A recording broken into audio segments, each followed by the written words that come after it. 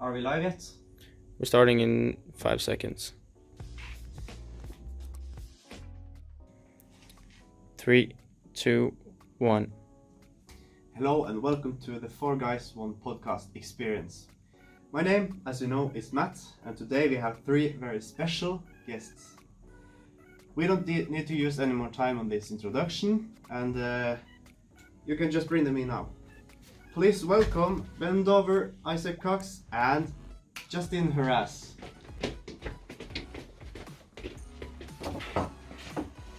Welcome, guys. Please sit down. Thank you. So, you guys have recently came out with 3 articles about this novel. That's right. It was written by Harper Lee, and it was published in 1960. It is known as a classic American masterpiece. The book is set in the 1930s, when the USA was under the Great Depression, where the stock market prices decreased highly. And the story is set in Macomb, in Alabama, in the USA. So I have a few copies here of the book. Oh, so you thanks. can get each. Yeah. Thank you. And in the start of the book, it starts with an epigraph. Lawyers, I suppose, were children once, by Charles Lamb. What do you guys think about this statement?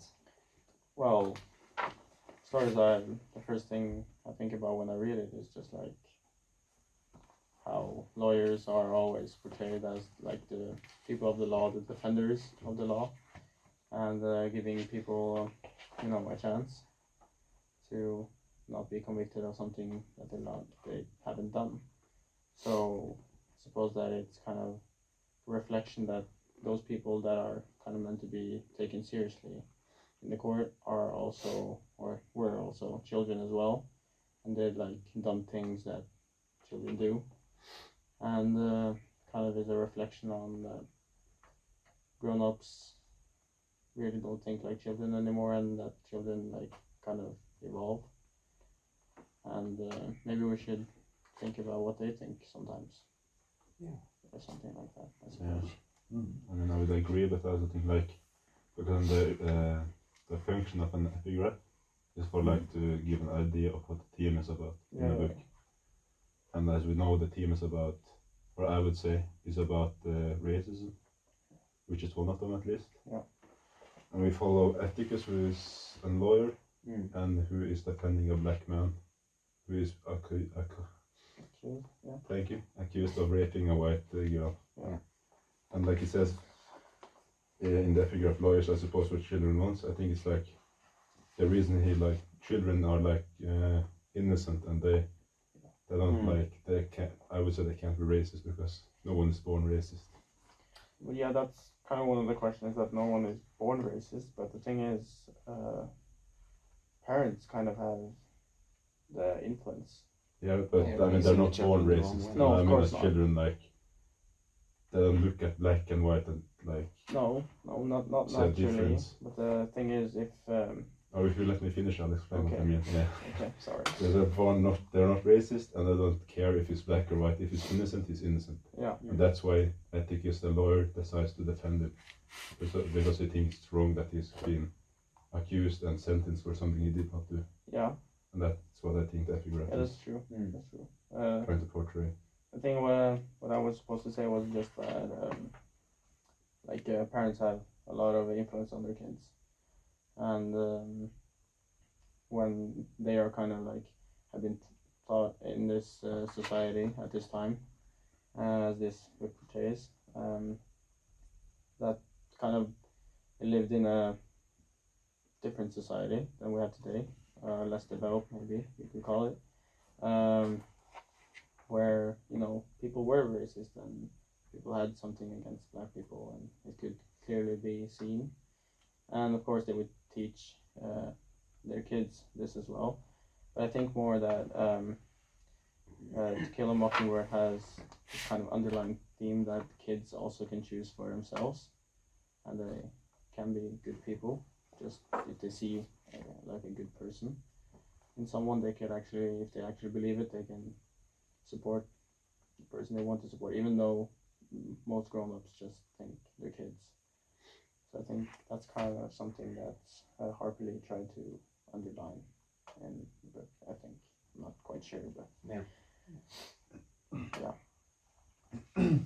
Ben, can you start talking about what the book is about?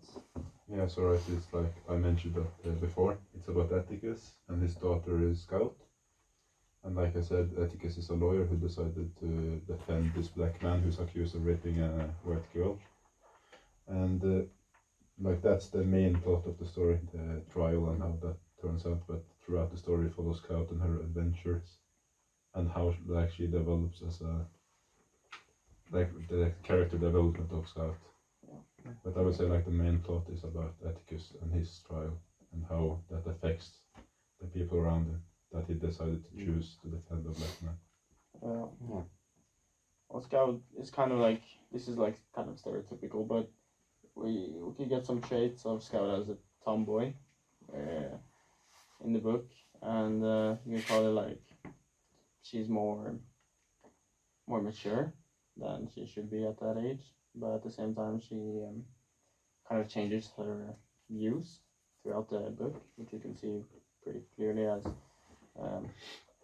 we can see that her outlook on the characters in the novel are kind of like different, especially with what is his name? The guy that was in the trials. Tom. Yeah. Yeah. Tom Robinson. Yeah. So she has kind of like a different outlook on him at the start, and it kind of changes because she's more prevalent to what the people are saying that he did, and she kind of looks more towards the evidence than to just target him because he's black, because the whole society has already done that by like already saying of course he raped her, he's a black man, so it was this racist society. And even though the evidence is stacked against, let us say, the white girl, and because he was innocent, they didn't believe him. Yeah, of course. Because the jury was like all white. Yeah. Jury. He got sent to prison anyways. Yeah. Even though the evidence is. Yeah. Yeah, I get what you mean. Yeah. I Yeah. understand. Lost my words there. Yeah. So Isaac, what is the theme in this book? As just instead about evolving, Gemma evolving, we can talk about morality, because in the book all the characters are like very like black is wrong and white is right. Yeah. But Atticus is the only person that seems like he understands both parts. He's the more mature of everyone there, and because Scout also evolves, Atticus trains his kids, that is Scout and her brother, to be like more mature and accepting of anyone else, because they don't know what that person has gone through throughout their lives, so they need to put on his shoes to see how he is represented throughout the book. Because you can really see what the person is going through. If let's say a rumor just spreads about a person, and if you have like already bad or not intentions but bad thoughts about a certain race or a certain culture, it can be strengthened by the fact that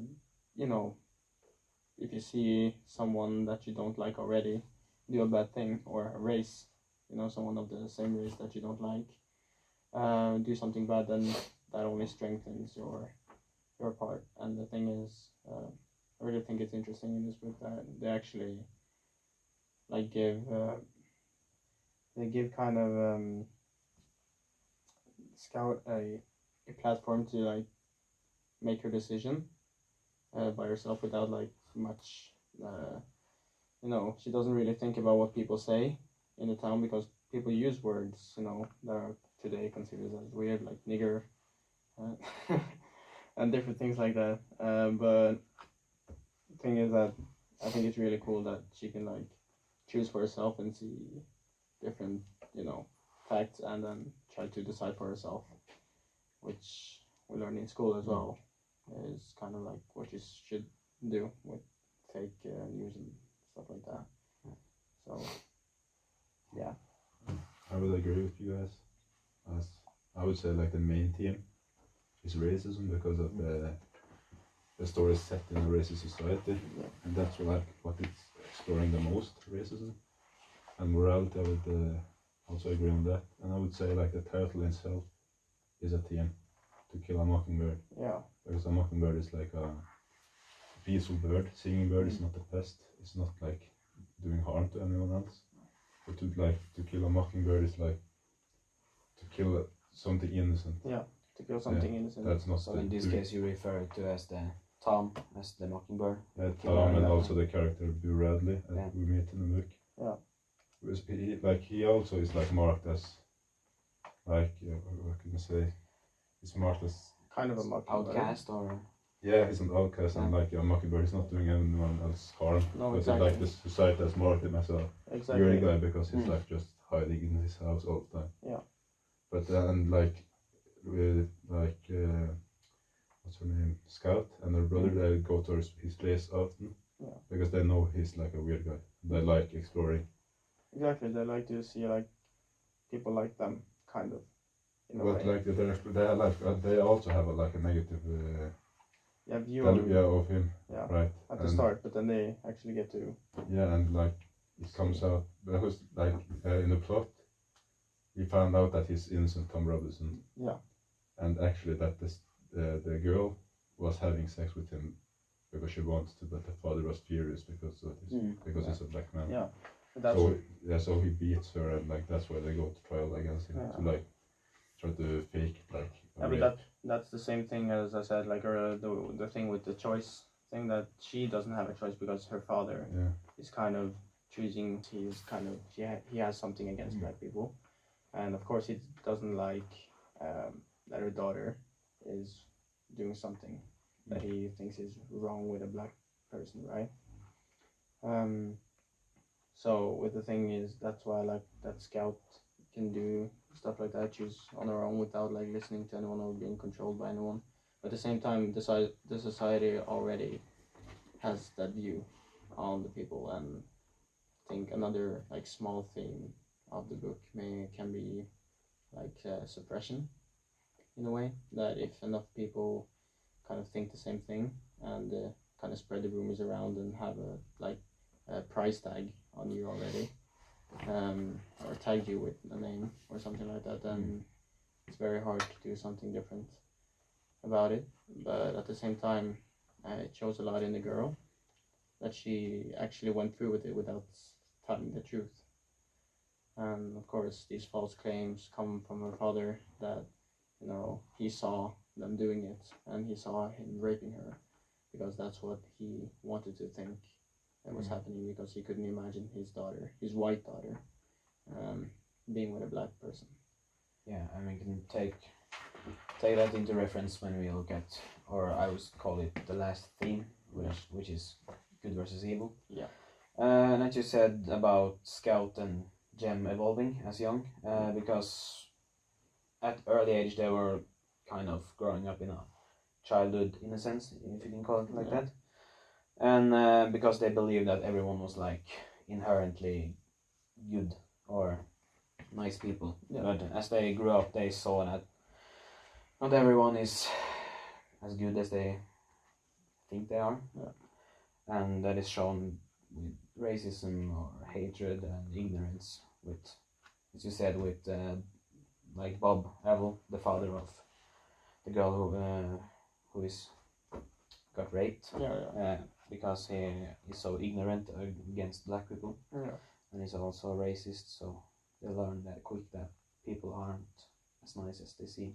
Yeah, so it's kind of like, it's another thing about the choice. I know I mentioned it a lot now, but another thing about the choice is like they choose to go to the trials as well. The parents don't deny it, like that they can be subjected to the trials and everything bad that happens in it. Because I think in like chapter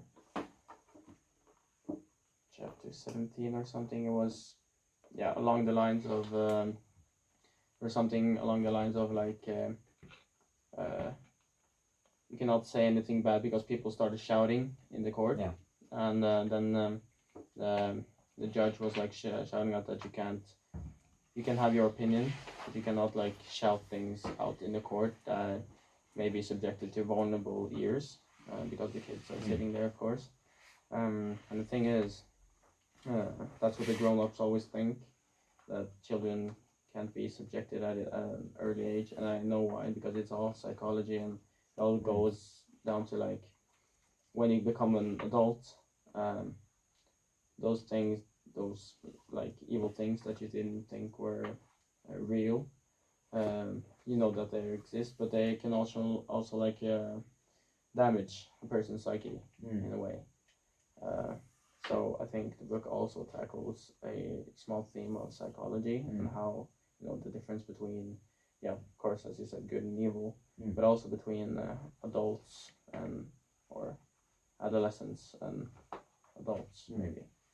And because of Chen and Scout being at the court, they were like looked down on after they appeared in court because they were like supporting the black man instead of the white girl. Yeah. So like the rest of the classmates of Scout looked down on her because she was like supporting the wrong side, if you can call it like that. Yep. Yeah. So in a way, you can tell that Harper is illustrating black-skinned people with mockingbirds. Yeah, you could tell. Continue. Oh, go ahead. Yeah, like I was saying, the team to kill a mockingbird. I didn't get to finish, but No, I'm sorry. yeah, what I was trying to say was I interrupted. That's why I let you go. I'm sorry. It's right, like Tom Robinson, he's an innocent guy, and Burrell hasn't done anything but is marked by society, and that's why like Harper Lee's like portraying them as mockingbird, as you said. Yeah. And if you want to, you can continue on that. If you wanted to share thoughts on that. No, I heard just you were kind of asked you silent if over there. you had some perspective on it. Yeah, okay. Like no one wants to kill a mockingbird. It's an innocent, innocent creature. But in this book, we follow people that do that. They're killing Tom Robinson. They're trying to arrest him and trying to harm him because he's black. Yeah. But he hasn't done anything wrong. But And I think a lot of people just accept that. Yeah, but it's kind of like a metaphor to, you know, the mockingbird is mentioned in the title, of course, but it's also like a metaphor because a mockingbird is a singing bird. It sings, and some people get annoyed by them, and other people, you know, love them and adore them. But the thing is, over time, if enough rumors go around, you know, if enough mockingbirds start singing, and, you know, if people don't like mockingbirds from the get-go, and then they're later, you know, portrayed to 100 of them, then they're gonna dislike them even more because it's kind of like Tom Robinson. He gets in this court, he kind of gets to use his voice as well, as a black person, which many people also don't like. Not just using the rape cause as a scapegoat, but you know, people don't like when other people that they also don't like, you know, gets to have a platform to speak on, or you know gets to sing as the mockingbird does. So yeah, I think a mockingbird is pretty like. Yeah. So to end this conversation, we can talk about the characters. Yeah. We have central people like Scout and Jem and Atticus and Tom Robinson. Yeah. Can you guys just, or you, Justin, talk a little bit more about them? Well, a lot that has been said already, but there's you know, different types of things that are kind of not really sure actually. There's a lot to say about either one of them, but Scout is kind of, he's of course, she is of course the main narrator of the story, and she is pretty like, I wouldn't say ignorant, but she's like really, how would you say that, hot-tempered maybe, or she's really quick to like eager. She's very eager to know things, and you know, to start a dispute with someone. If someone offends her or disagrees with her or something, she's very quick to get back at them. And Atticus, of course, is the father of Scout and Jim, and he's portrayed as this good-hearted man with strong morals, but he faces problems in his profession as a lawyer. Comes up different things about his children are gonna be there and look at him. He seems like he's the only person with common sense. Yeah, but it's like he's the role model, right? Yeah. So it's kind of like he faces the problem of what he should say and what he shouldn't. The thing is, in society, he gets shouted at and stuff like that because, of course, they disagree with his, stance. Yeah. In the case, but at the same time, he has to protect his children to not become, a part of these people that don't, look at other people as the same, as them. So he's kind of, he's the one that teaches them to be morally conscious. He's the wise one. He's the wise one, yeah. He's the wise one to the story. So, of course, Jem talked a lot about, is Scout's older brother, and of course Atticus' his son. He also has a passion for football and just being outside and doing different activities and exploring things. But he's sensitive, I would say. Yeah. I'm not wrong. Yeah, he's kind of idealistic, not always serious, but most of the time he grows up into seeing the real world. Yeah, exactly. He's not serious at the start of the book, but as they see more and they get subjected to more of the courtroom and the evil people, then he gets more sensitive and starts to understand more how the situation how bad it actually is. So yeah, I don't know really what more I could say about that. You have anything on characterization? Yeah, we also have, as you mentioned, Boo Radley, Of course. kind of the outcast in the story. Of course. Because when we read the book, we only hear about him when he's in this kind of spooky house. Yeah. Old. He's portrayed to as a ghost in the start, kind of. Yeah, because not a real person. Jem is also scared to go look at the place because it's so ruined and old. But it's not until the end we see him really come out of his house and helping Jem and Scout when they are in danger. Yeah. Because he after all saves them. After I think it was after the trial. Yeah, when they find out that she actually wasn't raped. Yeah. And the father is angry at them and tries to kill Atticus' daughter and son. Remove the evidence. Not just harm them. Yeah. Because they're children of a man who's defending a black guy. Yeah. So he attacks them with a knife, but then the ghost pops up and defends them. Yeah. Exactly. I think that's kind of one of the ghost thing which I mentioned earlier was kind of alluding to that. I think that Harper Lee used this method of writing, at the start, as mentioned him as the ghost because it kind of has the theme of don't judge a book by its cover as well. Don't judge prematurely. Not really sure how to phrase this. He uses a lot of metaphors to describe Boo Radley instead of. Yeah, exactly. Instead of portraying the person as a person, she kind of uses things like, oh, he wrote this in the letter, or he wrote this, and they kind of think of it as not a real person, and that that can be seen as something spooky because nobody wants to see a ghost,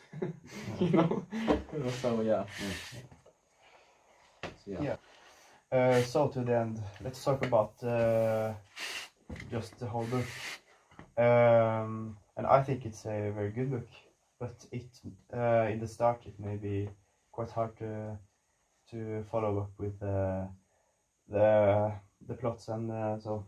The characters and a lot of characters get in the picture and some advanced words. But in just the whole book, it is good. Yeah, I agree. Yeah, it's a great book. It's a book that has inspired other writers to write about the same issue, that is racism and that. It's a classic after all. It is. It Yeah, is it a inspires yeah.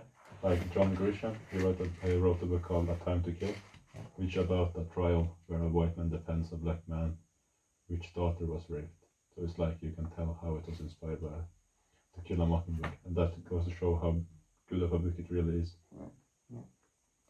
And this book was written in 1930? 60. Almost. 1960. 1960, yeah. Kind of shows that this book is also kind of timeless, because I would argue that it's kind of more relevant today even, or at least as relevant as it was back then when it was published. Because today we still have these issues. We have come a long way, but we still have a long way to go. Because racism is alive and well. So I think it's a good book, and at the time as well as it was published, I think it changed a lot. A lot of people's viewpoints on the issue, because it is an important issue to bring up. Because at the time, not many people had written books like this before, or done anything that this, started a conversation that this book did, such as, it did. So I think it's a relevant book. Yeah, it's great. It's a good book. It's great. And I'm just rambling now, but it's a very good book, I think. And hard to read, but read it twice to get everything. True. Yep. So then it is the end, and I would like to thank all of you for coming today. And for the listener, tune into the next week where we will talk about The Hobbit. Yep. Thanks.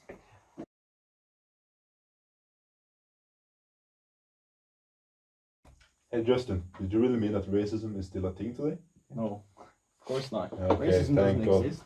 No, it's like over for 50 years ago. Yeah.